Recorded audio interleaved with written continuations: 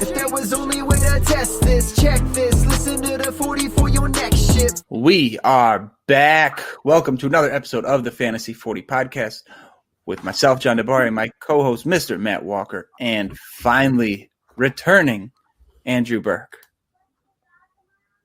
Where's Andrew? He's supposed to be here. You thought you timed that perfectly? Where'd he go? He's missing.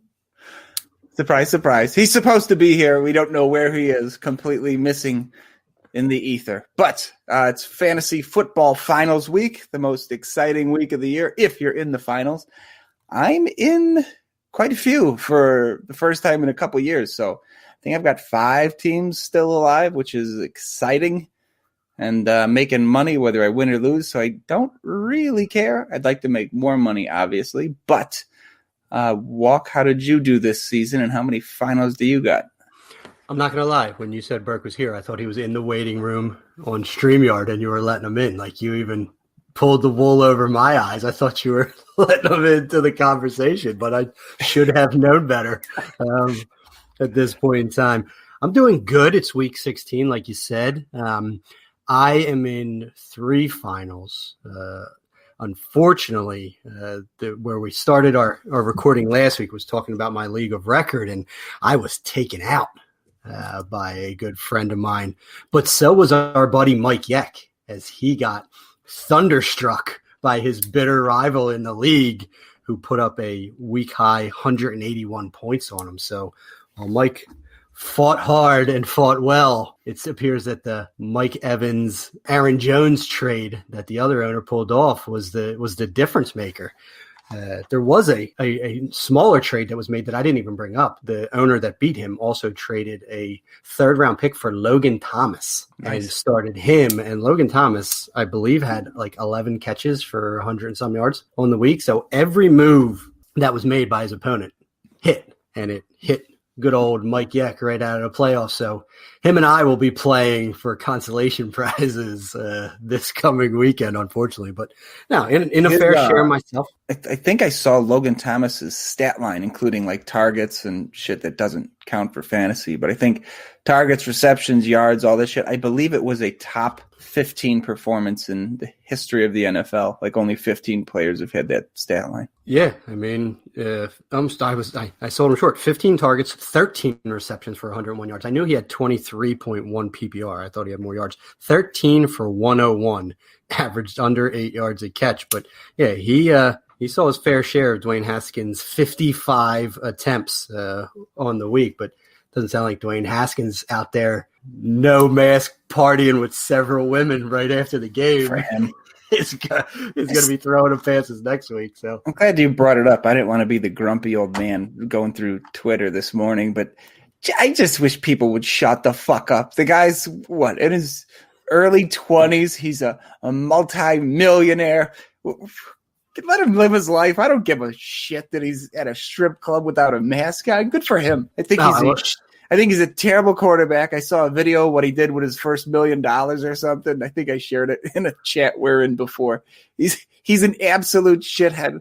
Who cares? Let the guy have his fun. Yeah, hey, to each their own. Yeah, he's a 23-year-old man. He will not ever get a second contract in the NFL, so maybe he learns how to be better with his money. But to each their own. But so yeah, that hurt me in my league of record. I've either won it or been in the playoffs, or been in the final all 3 seasons, I believe. Now, I'm sorry, 2 of the 3 seasons. So now we're down to 50%, 2 of the 4. But I've made the playoffs every year. So got a competitive team. Looking forward to 21. Let's go, Joe Mixon. But enough of living in the past. Let's talk about the present. And you were, before we went live, discussing a home league that you and your brother are in that we both thought would be of particular interest to the listeners. So why don't you tell me about the pain of a fantasy owner? Yeah, so going into Monday night, my brother had won. He's playing the commissioner in our league, and even prior to last night's game, Monday night's game, the commissioner had already sent out like a league-wide message. They're in the finals. How do you guys want to split up the finals money? Because we have we have our payout structure, but if the teams want to chop it or split it up differently, the teams in the finals have the choice to do what they want with the money, basically. So that was Monday morning. And then during the game, I get a random text from my brother just full of fun 4-letter words. And I don't know what it's in reference to because I wasn't watching the game. So I'm like, what's happened? And he had Juju going. He had already won by a couple of points. And that early play where Juju fumbles, my brother ends up losing the lead. Juju lost like 6 yards and the fumble. So he was like negative 2.6.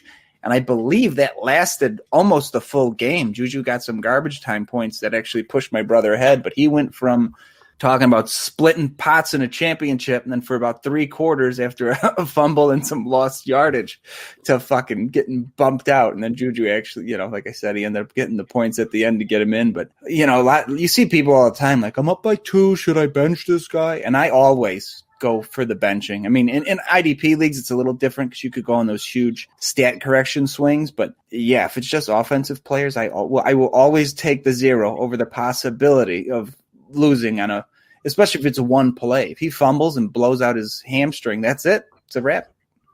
Yeah, listen, you didn't watch the game. Neither did I. I said last week there was no way I was watching that game. I'm happy that Pittsburgh lost because they're just not this Super Bowl contender that everyone wanted to make them out to be. But on 3rd and 6, with 10:14 left in the fourth quarter, Ben Roethlisberger passed short left to Juju, ran out of bounds at the 50 for 21 yards. His stat line before that was 2 catches, negative 6 yards, and a fumble. So your brother literally had to wait until 10 minutes left in the football game to regain the lead, and then that was the last catch of Juju's night. So it literally came down to a single play for your brother to regain that lead. That just imagine the angst and the frustration of watching a terrible football game, but having to beg for Juju to get 20 yards receiving at some point in the game that Pittsburgh was trailing throughout. You would think that's a game Juju has 70 yards, 80 yards, maybe a touchdown. No, 3 catches, 16 yards, and a fumble lost. He barely broke even on a 2-point per fumble loss game in PPR. That's insanity. Yes, and it's not a PPR league, so you're not getting the points for the receptions either. So he needed the yards. So he literally had a negative 0.4 game from Juju. Skin of his teeth.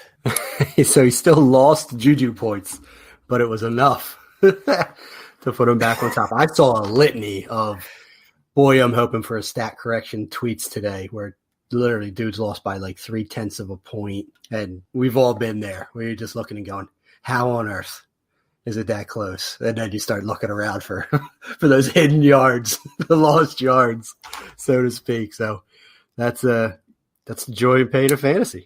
Juju got him negative 0.5 to pull off the win, 71.72 to 70.8. So he didn't even beat him by a full point. There you go. So yeah, he 8/100th, if my math is correct. He needed that to just get back to square one and eke out that win. Yes, sticking with that league, I'm in a bit of a conundrum. If you've been looking around the Twitter sphere, and I didn't give you the preview of what I was going to bring up here, but I said I had kind of a lineup conundrum. So I ride Russell Wilson every week. Usually it's a 1 QB league. I don't even have a backup. Usually I'm scrambling on their bye week, trying to make shitty trades for the worst quarterback in football. I do have Mr. Jalen Hurts on my taxi squad. Now, everyone's saying Hurts is going to be a league winner. Hurts is a league winner. The thing is, teams that are still playing have good quarterbacks. You didn't get to the fantasy finals playing dog shit QBs. So if you have Hurts and another good quarterback, do you play him this week? Just comparing him to Russ Wilson, Philly's projected for 25 this week. Seattle's 24.5. They're both 1.5 point favorites. On the money line, Seattle's a slightly bigger favorite than Philly. I don't know what to do. And then keep in mind, he's on my taxi squad. I'd have to drop somebody, and I'm sure I have a bum at the bottom of my roster. I could easily accommodate the move. What would you put in Hurts, or you go with Wilson here? I'm good. I'm giving you honest advice. I start Hurts without hesitation for that. I'm kind of feeling the same way, but I'm scared. Yeah, listen, and well, you should be. I mean, we know what Russell Wilson's capable of, but just hasn't been the same lately. And the last time they played the Rams, Russell Wilson terrible. 248 scoreless yards with two interceptions. Yep.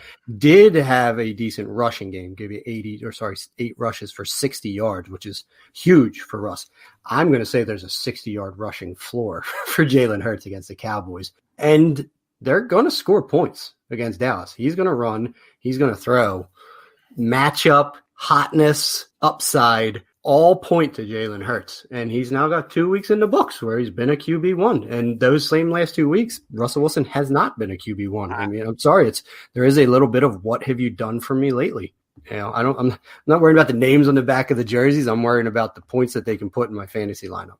You know, so unfortunately, you want to play this ride with the horse that got you there, but that horse gave you 121 yards, 1 touchdown, and 1 interception with 52 rushing in an eked out win against the Washington football team. And while that front four of Washington's great, their secondary isn't amazing. It's good. They have a really good defense, but they scratched out that win against Washington. And the week prior was the blowout against the Jets, right? Yeah, 40-3 against the Jets. And in that game, Russell Wilson threw 4 touchdowns, but only threw for 200 yards. So if you want the most efficient Russ of all time, you got to play for those 4 touchdowns. But he also has, less than 400 yards passing in the last 2 weeks combined. Jalen Hurts had 400 total yards last weekend. Going back to last year, we'd mentioned Wilson's game earlier this year against the Rams, but last year against the Rams, Russell Wilson, 245, no touchdowns, 1 interception.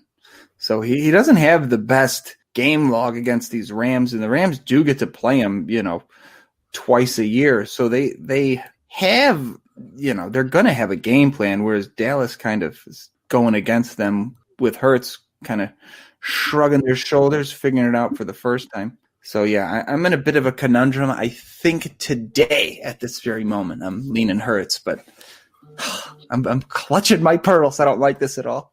Yeah, listen, I'm there with you. And, playoff Jalen Hurts doesn't come around all that often. The guys that are on the waiver wire are there for a reason, because they're like they're the Phillip Rivers, where you're just like, oh, he's not going to run at all. He would have to throw for 303. I'm just going to stick with Russell Wilson. No, this dude is just dynamic as heck. And it's frustrating me because I've been battling this idiot Cowboys fan on Twitter all day today who just wants to shit all over Carson Wentz and annoy Jalen Hurts. And I'm like, it doesn't have to be one or the other. I don't not like Jalen Hurts, but give me a fucking break. And so all of a sudden now it's became a Wentz versus Dak debate. I'm like, what just happened? Wait, I don't give a shit about your team. Or the rug pulled out from under you. Yeah. Okay. Fair enough. Now this is where this is devolving. So that's how I'm going to spend my entire afternoon, combating this Twitter idiot from Fort Worth. But I digress. Let's get into why everyone is here. And this is week 16 fantasy football championships. Only the strong survive. Cream of the crop. Get that money. Flags fly forever. Any other cliche you want to throw out here right now. But this is what it's all about. This is what you play all year for, is to get here, get the trophy, get that cash, get those bragging rights heading into next season. So let's help people win their fantasy championships this week. Yeah, it's kind of an interesting week if you look at the spreads. A lot of time you get a lot of similar spreads and, 3s and 7s and things like that. Kind of got quite a few big spreads this week, quite a few small ones. So it should be some tight games, which would lead to teams kind of going back and forth, get you some scoring and kind of some huge favorites, which means some teams should, on paper, put up a ton of points early, and then the other team is good for garbage time. Just to run down a couple big ones quick. Tampa Bay is 9 over Detroit, and we've got Cleveland is 9.5 at the Jets. Houston is 9 at some places over Cincinnati. Where was I? Baltimore's 12.5 in some spots, 10 in others over the Giants. You got another 10.5 for Kansas City over Atlanta. So there are some big ones out there where, like I said, you got the garbage time upside of the team that's a dog, and the assuming a big blowout points for these better teams. And as far as close games, yeah, Philly's only 1.5 over Dallas, so could turn into a shootout where they both have to score. Sticking with my quarterbacks again, Seattle's only a 2-point favorite over the Rams. Keeping it in the low ones, Indy's only 1.5 over Pittsburgh. And there's one more low one, I think. That one's 2.5, so might as well be 3. So nothing there. But yeah, it's an interesting week. Whereas a lot of them, most weeks you get 3, 3.5, 4, 7. A lot of those key numbers. Not this week. So there should be a lot of points. This should actually be a pretty fun weekend for fantasy. And we've said this the last, 4 or 5 weeks. We've been looking at a lot of these games like, the points are going to be hard to come by. I think there's going to be a lot of points this weekend, which is good for fantasy because it's more fun to win 130 to 120 than it is to win 80 to 70. I couldn't agree more. Yeah, and the lowest team total on the slate that I'm looking at is 44.5 Carolina at Washington. But yeah, a number of upper 40s to in the 50 spreads. And just a friendly reminder to everyone out there, we have a Christmas afternoon game of Minnesota at the Saints. And then we have 3 Saturday games on the NFL Network. Tampa Bay at Detroit, San Fran at Arizona, and Miami at the Las Vegas Raiders. So get those lineups set in advance so you do not get screwed by those 4 pre-Sunday games out there. Yeah, so we're going to kind of stick to what we've been doing the last couple of weeks for these playoffs instead of breaking down every game. Just kind of hitting on the teams that are projected to score a ton and who to play there and who to fade on the teams that they're not projected to score a ton. So going into the teams that are going to score a bunch, not surprisingly, leading the way with a total of 32.75. Kansas City Chiefs. Talk about the Chiefs every week, as does everybody else. You know who to play there. This is kind of a easy one to skip over, but play your Chiefs. No shit. Yeah, I mean, did Patrick Mahomes have the worst 254-yard, 3-touchdown, 0 interception performance in the history of the NFL? I mean, you just expect better from him. Like you believe it's the 300-yard floor. You think it's the 3-touchdown floor. Like he's supposed to sprinkle in some rushing work. He did give 37 yards rushing. I mean, he had 24 on one scramble, but like, it's sad when a quality game like that is a disappointment. And then that kind of ripple effect throughout the entire team where, Kelsey had 12 targets, but only 8 for 68 and 1. Tyreek had 10 targets, but only 6 for 53 and 1. Those are like floor games for these guys. And they all happened in week 15. Well, I don't know if it's funny, but what's funny was I don't know if it was on the TV broadcast or on the radio because I was driving for part of that game. And they had said, there's nothing the Saints could have done differently. They said the Saints played a great game against them and they still got fucking beat. And that's just kind of what you get with Kansas City, I guess. Like they're like, the Saints have played amazing and they're still losing. What are you supposed to do with this? Yeah, I mean, I'll have to call bullshit on that because Drew Brees was terrible. No, defensively. Okay, yeah. Drew Brees, 44% completion percentage by the guy that holds the record for highest career completion percentage. He was bad, but he did throw 3 touchdowns, only 1 pick. Alvin Kamara came back to life with 3 for 40 and 1 touchdown receiving. So, Kamara owners are happy that Drew Brees is back there. But, yeah, their defense played stout, except against a run where they're usually very good. And Clyde Edwards-Helaire was having a day. But now Clyde Edwards-Helaire has a high ankle sprain, and he is done for the NFL regular season. So not that he has been carrying teams lately, but he will not be available in Week 16. Le'Veon Bell, 15 for 62 and a touchdown rushing this past week. Another 1 for 14 receiving. So he was able to put up 76 yards and a touchdown on everyone's bench in Week 15. Yeah. And something happened to him late in the game where he got tackled weird, like a face mask tackle, and laid on the turf for far too long for then showing him on the sideline, like laughing with the head coach like 2 minutes later. But is Le'Veon Bell going to be a league winner versus Atlanta in Week 16? I mean, look, Atlanta's weak point for seems like 8 years has been pass catching running backs. So it's not unreasonable for him to have a monster game this week. Listen, this is why they brought him here, right? Yeah, you're correct. I think Le'Veon Bell is going to put up top 15 totals. Like, they're going to sprinkle in Darrell Williams, and they'll probably have our boy Darwin Thompson active. But Le'Veon Bell is going to be the primary ball carrier in that game. Darrell Williams might get the passing down stuff, but Bell could be the RB1. If they lean on him, if they go heavy Bell, he could be. Yeah, I agree wholeheartedly. Insane. Okay, You know? that's too much Kansas City. Yeah, Although that but little everyone bell else is nugget- obvious. Yeah, Yes. Mahomes, Kelsey, Tyreek Hill. That's it. Also, not surprising and lucky for us, the narrow distribution tree, second highest total, 31.5, the Tampa Bay Buccaneers. Again, it's a very narrow little mystery at running back. Fournette had a dog shit game, but did get in the end zone twice, which is I needed it. We mentioned it last week. I played him over Keenan Allen, and I told you he would. I told you. Yeah, I stuck to it. You're right. So they got a little mystery at running back, but Fournette has not looked that good. Brown has looked good at wide receiver. Again, narrow. We got narrow distribution here. You got Mike Evans, you got Godwin. Brown finally got in the end zone. So if you've banged up a little bit here, you could plug in Brown, but you know the names of the guys here. If they're healthy, you're going to play your Buccaneers this week.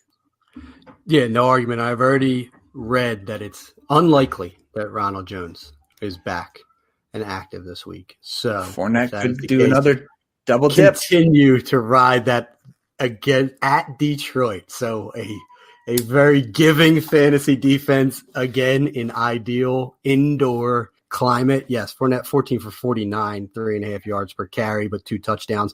I believe both were the 1 yard variety, which knocks down an average. He did have another 3 for 16 receiving. But talking about those pass catchers, targets from Tom Brady last week: Mike Evans 7, Antonio Brown 7, Rob Gronkowski 7, Chris Godwin 5. Just equitable splits. Chris Godwin luckily got in the end zone with his 4 for 36. I'm so unhappy as a Chris Godwin fantasy owner, and not only has he been hurt twice this season, but he's losing that target hog volume that he had a year ago. He is an unrestricted free agent. I want Chris Godwin to leave Tampa Bay and go elsewhere because we know that Tom Brady's going to be there for at least one more year, spreading out the work, and Chris Godwin can be that alpha target hog. So as a Chris Godwin stan and owner, I am hoping for better days elsewhere for him. But yeah, in the short term, you know what you know. Antonio Brown's touchdown was late. I think it was the 46-yarder late. So before that, he hadn't done much. Nothing. 4 catches, looks like, for less than 50 yards on the game. So his first touchdown of the year, it was a nice touchdown, but you would have regretted that, 4 for 45 yards from Antonio Brown if he didn't strike late. So if you started him, kudos to you, but he hasn't really done anything to warrant being startable thus far. He wasn't getting in the end zone. He's not commanding volume. He's just diluted the pool a little bit more for these Buccaneers, which we all knew he was going to do coming there. And it's proven true. Just look at how Tom Brady's spreading the ball around. No one's more than 7 targets on the game. Moving on, staying in the NFC South, next highest scoring team, 29.5 points, the New Orleans Saints, which, even with Drew Brees back, you had mentioned Kamara finally getting his usual volume, peppering him out of passes out of the backfield. Michael Thomas is out. They got more injuries at wide receiver. I believe Traquan Smith got banged up. I don't know if he's expected to play this week yet. Kind of a mix mash at wide receiver now because Thomas is on the IR, so you don't have Thomas, you don't have Smith. Could be a big Emmanuel Sanders game, which is not what people are, for lack of a better term, hitching their wagons to win a fantasy championship. So aside from Kamara, despite this high point total, I don't know if I trust any Saints going forward. You mean you don't want to start Lil Jordan Humphrey? Oh boy, in the championship game? Yeah, you want to go that route? Little Jordan Humphrey and fucking Jared Cook. Good luck to you, sir. Yeah, Jared Cook, the bane of my existence. Did see 5 targets, 2 for 29, totally useless. Emmanuel Sanders was the leading receiver with 4 for 76. Like you said, with Kamara, 3 for 40 and a touchdown. I would like to shed a light on what Minnesota did not do this past week, and that was stop David Montgomery at all, who just exploded for 146 yards and 2 rushing touchdowns against this Vikings quote-unquote defense in a loss to the Bears a week ago. He didn't do a lot receiving. I think he only had 1 catch, but this is Alvin Kamara,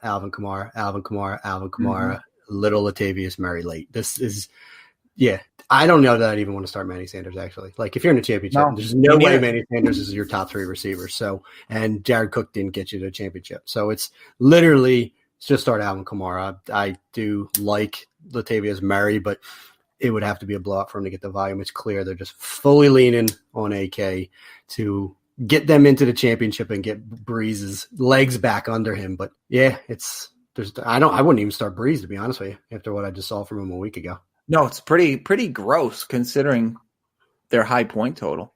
Also at 29.5, a fantasy 40 favorite, the Green Bay Packers. Again, we're kind of, it's kind of a decent group to have the take minus the Saints, because it's another team where you know who it's going to. You're going to play Aaron Rodgers. You're going to play Aaron Jones. You're going to play Devontae Adams. And all 3 of them probably got you to this point, and you're going to happily ride all 3 of them. Tanyan is obviously in play. People have used him, and he has probably on quite a few championship teams here because he's been a real sleeper revelation this season. But other than that, you're not playing MVS in your championship game. You're not, getting cute and playing Sternberger or any of these other guys. So the 3 big names and the 4th fringe name got you here, and you're going to play them again. So there's not, there's no rocks to overturn here to find somebody fantasy relevant. It's a very narrow distribution tree again, and they should have a decent matchup this week against Tennessee. Yeah, everyone outside of Aaron Jones laid an absolute egg on the Saturday night game for Green Bay last week, where Jones put up 145 and a touchdown. He had 101 in that touchdown in like the first half of the game. Yeah. The whole Packers offense was shut down in the second half, where Aaron Rodgers only threw for 143 yards and 1 touchdown. He did steal a rushing touchdown in the game, but Devontae Adams still saw his obligatory 10 targets, caught 7 of them for 42 yards. But let's talk about the opponent and the Tennessee Titans and how not good of a defense they are. But they can score points, so they're going to keep Green Bay honest. The lackluster Detroit Lions, who the Titans played last week, Matt Stafford put up 252 yards and a touchdown with, I'm still sure, broken ribs, even though they said they weren't broke, but severe pain, something wrong with his throwing hand. DeAndre Swift, 4.4 a carry, 2 touchdowns. Marvin Jones, 10 for 112 and a touchdown. Yes, Marvin Jones put up 10 for 112 and a touchdown against his Titans secondary. What the fuck is Devontae Adams going to do to these guys? It sets up perfectly. You mentioned Sternberger. Even Hunter Bryant had a 44-yard catch against them, along with Hawkinson, who was 2 for 18. Yeah, you're right. They are so straightforward, and they are so going to smash in this game because the Titans will keep them honest as well. But Rodgers, Aaron Jones, Devontae Adams, Robert Tonyan all should be starting for you this week. And the final team projected to score more than 4 touchdowns. Slightly surprising, because we don't talk about them much the last couple of weeks. We've been doing the high-scoring teams. Cracking into this group is the Cleveland Browns. And Baker's been on fire the last couple of weeks. He's been playing really well. Peoples-Jones is kind of emerging. Landry's obviously a very high floor, steady guy with a capped ceiling. And the 2-headed running back monster with Chubb and Hunt, even though Hunt hasn't done much recently. They have guys to play. You can put them in this week and feel pretty confident. If I was a big dog this week, I could plug Peoples-Jones in, hoping for one of those long touchdowns we've seen from him this year. So I don't feel confident, in a game where it was close or I was a favorite. But if I was a dog and I had to get somebody, I'm like, who has the upside to get me, 70 and a touchdown on 2 big plays? That's somebody I could plug in as a sleeper this week and cross my fingers if I needed it.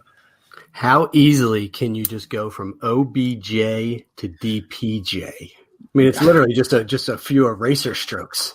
And, history rewrites itself. And I'm still beating myself up. I really like Donovan Peoples-Jones. I think he was in my top 12 rookie wide receivers. And then when he fell out of the draft, I omitted picking him up. I think when did he get picked? He was like a 6th round. I knew he wasn't undrafted. He went so late that I have him nowhere. And I do like the player, hyper athletic, blew up the combine. Just a disappointment at Michigan. But yeah, dangerous dart throw, but you could do worse. And listen, I don't think you spoke highly enough about Baker Mayfield these last couple of weeks. He has been like a pleasure to watch. You know what I mean? He is just like cutting up defenses, quick trigger, vintage Baker, like sliding into the end zone with a touchdown 2 weeks ago and slamming the ball off of the wall. Like just the Baker that everyone wanted it to be. And listen to his last 3 game stat lines. 334 and 4 touchdowns at Tennessee, 343 and 2 touchdowns at Baltimore, 297 and 2 touchdowns at the Giants. He only threw 1 interception in that whole span. He's only thrown 1 interception in the last, it looks like 7 weeks. Just gaudy, consistent numbers. He gives you a little bit rushing, not a ton, but yeah, I mean, he's just been, he probably didn't get you to the championship, but sure as shit, if you were streaming and you landed on Baker Mayfield going into the playoffs, You're just running that string right now because, he's going to cut up the Jets and he's going to throw it to 7 different people who are each going to have like 60, 70 yards. You'll probably get your obligatory Rashad Higgins touchdown. You might get your deep ball to DPJ. And then there's those running backs where you're right. Kareem Hunt sucked lately. I mean, he's just sucked. I mean, that's just there's no 2 ways around it. And Chubb's been getting it done. He got you that 1 yard rushing touchdown, but he didn't have a good rushing effort against the Giants. But Chubb has been Nick Chubb, of old the last couple weeks, where he has scored a touchdown in 4 straight, has 5 touchdowns over that span. Just consistent tackle breaker, yards after the catch type guy who really should just run all over this Jets defense in Week 16. Yeah, last 4 weeks, Mayfield is QB3. Yeah, that sounds about right. And then bringing it back, if you go over the last 3 weeks, weeks 13, 14, and 15, he is QB4. You know who QB7 is? Put a little bow on this. Jalen Hurts. Jalen Hurts up QB7 with 2 games, 2 starts. Wrapping up this little who should you be starting this week? Just dipping down a little bit under the 28 is the Bears, and we talked at them at length for the last couple weeks. We told everybody this Bears team is going to be the key to fantasy championships, and David Montgomery has proven us right, just like we thought. Just ideal matchups, and get another one with Jacksonville here. Montgomery is a league winner, folks. We said it weeks ago. If you didn't have a trade deadline, you could have gone out and got him. Yeah, listen, I hate David Montgomery. I've said it all along, but even I was the one that said he will win people leagues, and he has and will continue to do so. Allen Robinson didn't score, but still had 4 for 83, passable. He should do whatever he wants against that Jacksonville secondary. My boy Darnell Mooney, 4 for 49 and a touchdown. Even he's coming. He's coming. He's going to be their wide receiver too there next year. I'm excited about Darnell Mooney, but I mean, even to a lesser extent, Mitch Trubisky. I mean, he didn't win this last week, 202 and a touchdown, but before that, he'd been pretty solid, 267 and 3 against the Houston Texans. So even old Mitch is finding his way to some fantasy relevancy during that stretch. Yeah, and in a 1 QB league, obviously you're not playing him at this point. Somebody else got you here, and I don't trust him. No one should trust him enough to move you through. But he's a fine QB2. Can't fault him for what he's done lately, and he's got another good matchup. So he is a valuable QB2 in the fantasy playoffs here. Yeah, and he even brings a little with his legs at 34 rushing against those Vikings. Yep. So now we've got through some of these top scoring teams.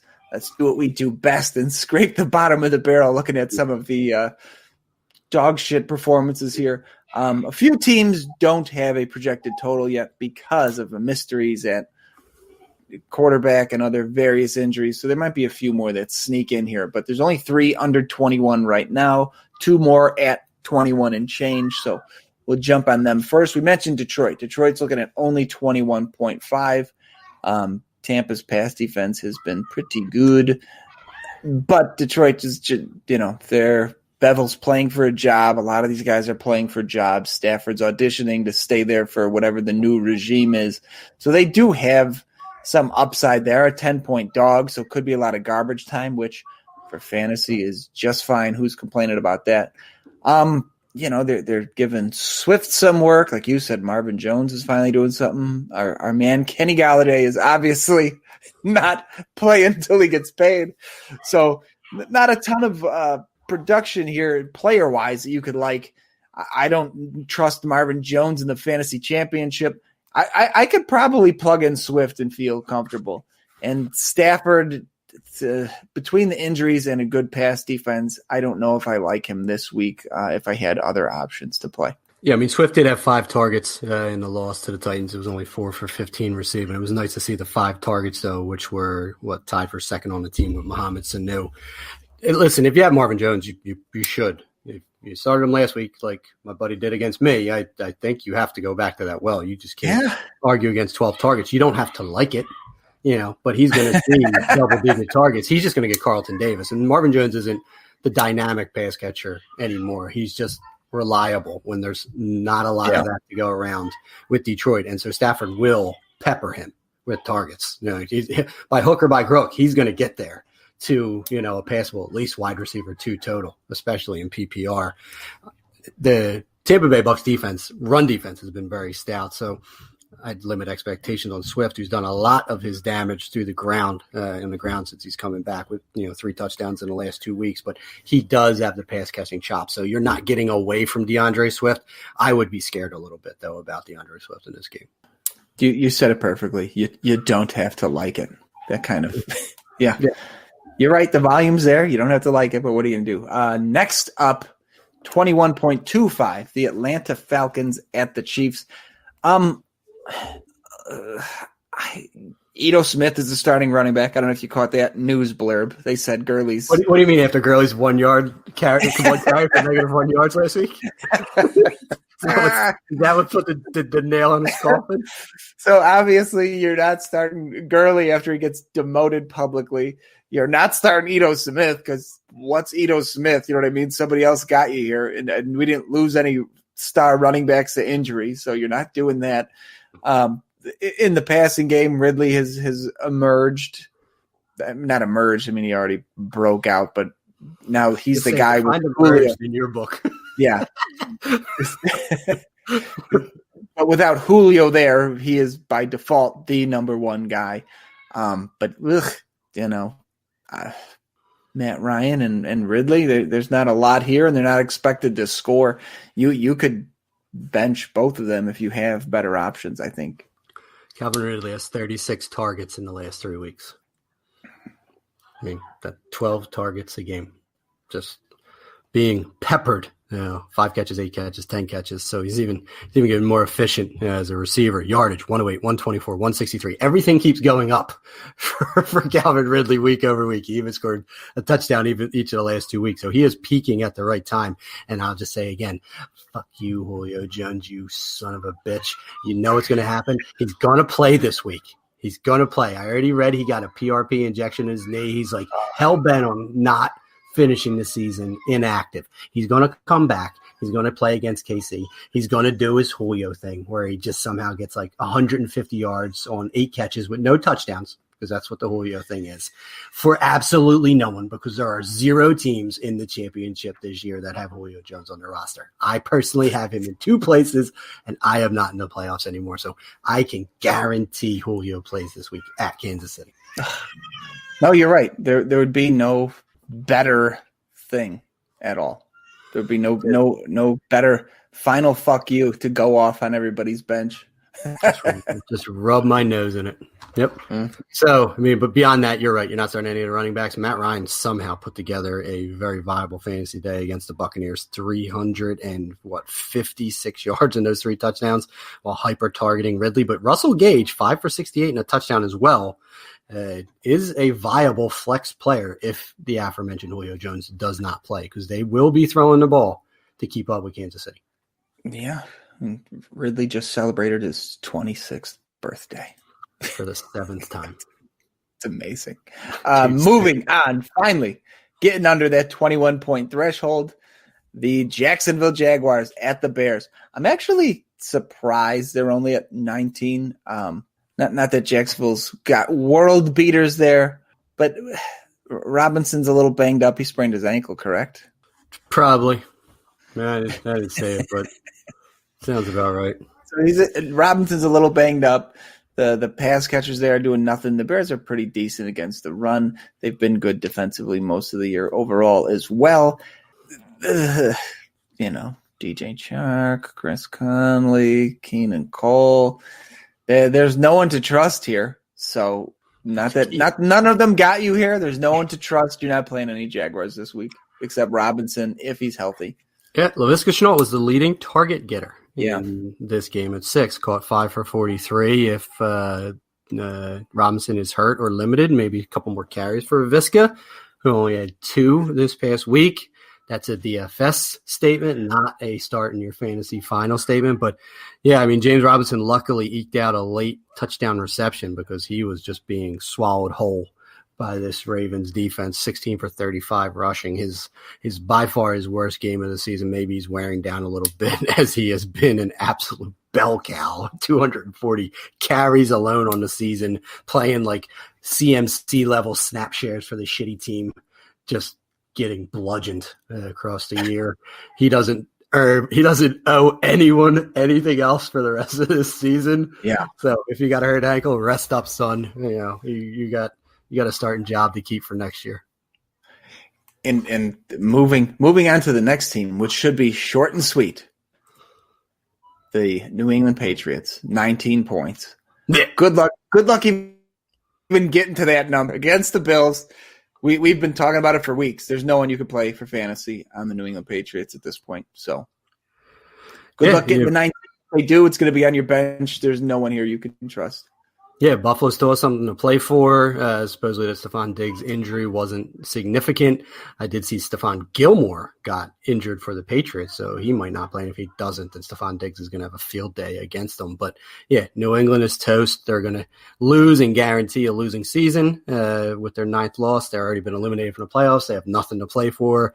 Sony Michel did have 10 carries for 74 yards against the Miami Dolphins. Like buried and left for dead, Sony Michel with Damian Harris hurt comes back and has, a nice Sony Michel rushing day for all it's worth. He only had 1 catch for 8 yards, but could do worse than Sony Michel in an absolute pinch. But you're right. I'm not going elsewhere. I mean, Jacoby Myers is getting all the target volume. He had 7 for 111. You could, and probably are starting him as at least a wide receiver 3 against Buffalo, but Tre'Davious White will likely be all over him because who else are they going to throw it to? Demir Byrd. Your boy Isaiah Ford finally got on the field and did next to nothing for these Patriots. He went back to Miami. Where is he now? He's on the Patriots. He's on the Patriots. He had 3 for 18. I think it might have been his first start. They were like, might as well use you against the Dolphins. He had 3 for 18. But, yeah, the Patriots suck. Horrific. And last and certainly least, a team who's dead last week to week, the New York Jets with 18.25 points. The only guy worth playing here, and there is somebody worth playing, is Ty Johnson. You mentioned it when he gets on the field, he's done well. In non-PPR leagues, he got double-digit points last week. In PPR, he would have gotten you just under 20. So as much as they go to Frank Gore, Johnson's part of the passing game. And if anything happens to Gore and Johnson can get a little more work in the running game, he could be worth playing. He's the only guy on the Jets I could play with any confidence. Let's put some respect on the 1-13 Jets name after they whooped up on the Sean McVay egg-laying Los Angeles Rams, who clearly overlooked on them. Real quick, just to jump back here. No, Ford is back on Miami. He was with the Patriots. They dumped him. He went back to Miami. He went 3 for 3 for the Dolphins. I was sure I was looking at the New England side. I am looking at the New England side of the box score, and Isaiah Ford, number 84, had 3 for 18 for the New England Patriots. What site are you using? I'm on Yahoo, CBS. And they have Ford on. CBS. They have Ford on the Dolphins. All right, I'm on CBS, and it's showing him right between Demir Byrd and N'Keal Harry. Let's see what the NFL has to say. NFL.com. It's funny. I can already tell you, you're right, because I went into his game logs, and it said his opponent was New England. I thought he went back too, but I'm like, I guess I was wrong. So they have him on the wrong side of the ledger because they happen to play the Dolphins. So while I was shocked at the same time, you are correct.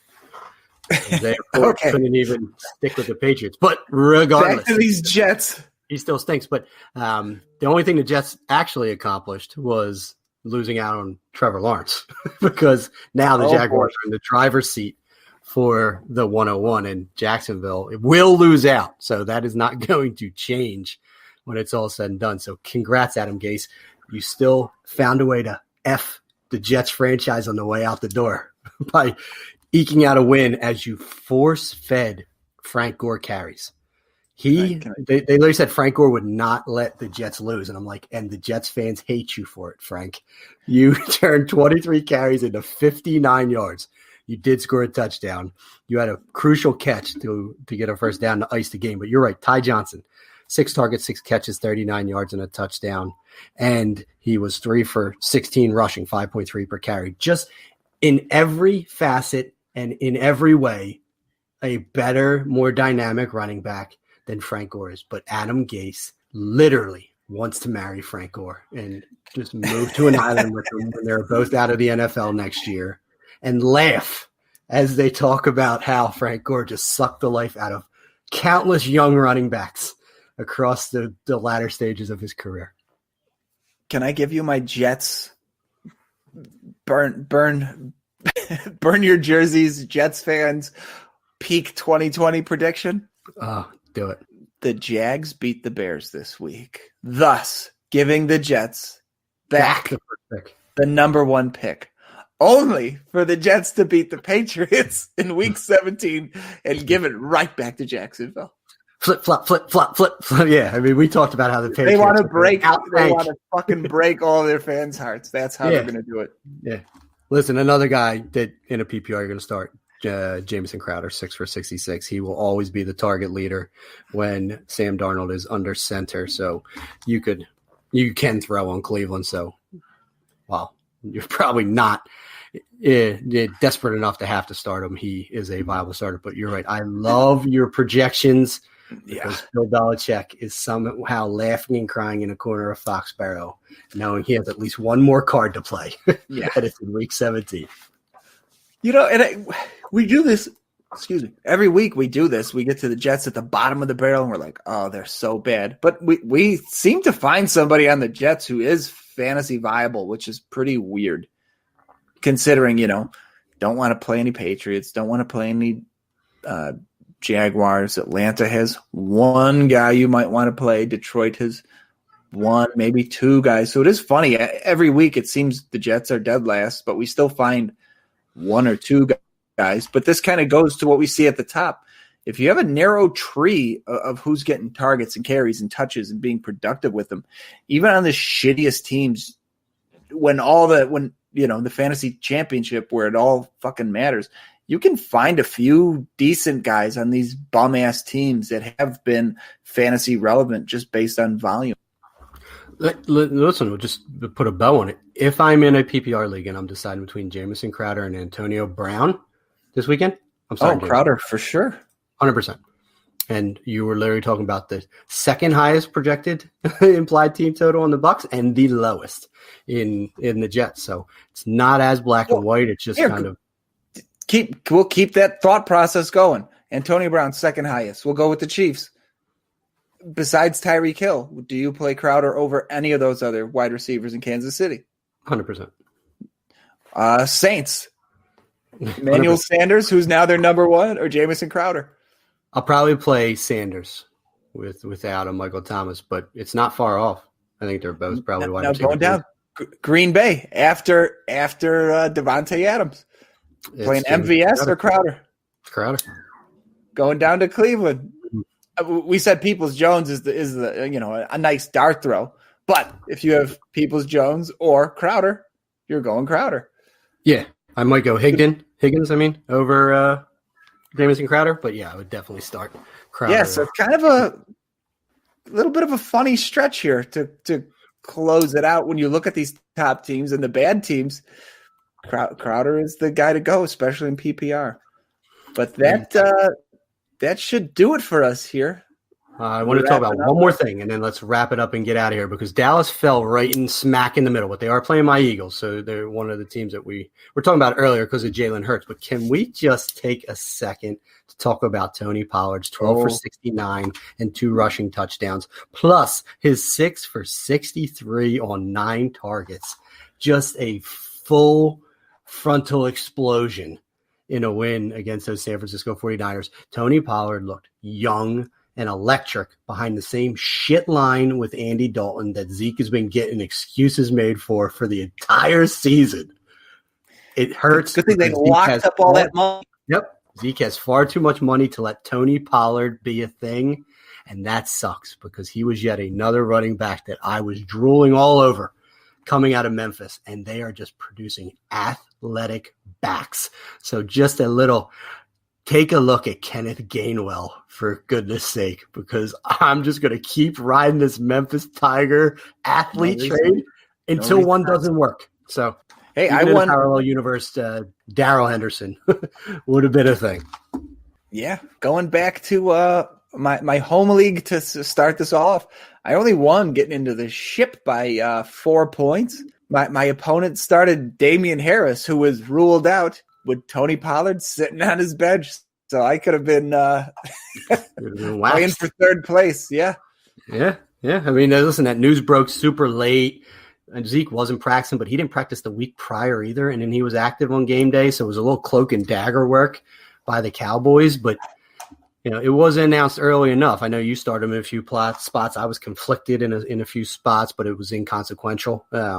I won or lost regardless of having Tony Pollard in my lineup or not. But it was nice to see as a Tony Pollard fan just how productive he was in spite of everything that was going against the Cowboys offense's favor. So just wanted to tap that on the way out. And I think if he's the starter again this week, there's some points to be had against my Eagles in what should be a pretty high scoring affair. So Tony Pollard could be that league winner everyone talks about every season. And we both like him. We've liked him for years. We had predicted going into the year McCarthy would end up getting Pollard more involved, and he didn't, surprisingly.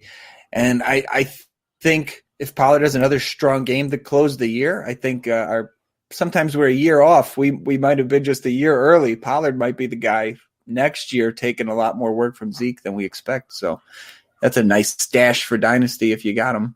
Make it happen. You've called Mike McCarthy out on it before, and this is where I actually want it to happen so that Tony Pollard can be a thing, unlike in Green Bay where he was trying to marginalize Aaron Jones at every turn. But yes, just wanted to talk Tony Pollard. TP on the way out the door. Hopefully this helped everyone. Good luck to all of the Fantasy 40 listeners in Week 16. Go get those ships, Johnny. Win that money. All right. Thanks for listening. Closing this out for myself, John Dabari, my co-host, Mr. Matt Walker, Andrew Burke, might be. Who the fuck knows? Yeah. Kidnapped by a Sasquatch. Again. Don't even know. When he's supposed to be here, also not here. We are the Fantasy 40. Good luck on those championships, and we are out of here. Ow!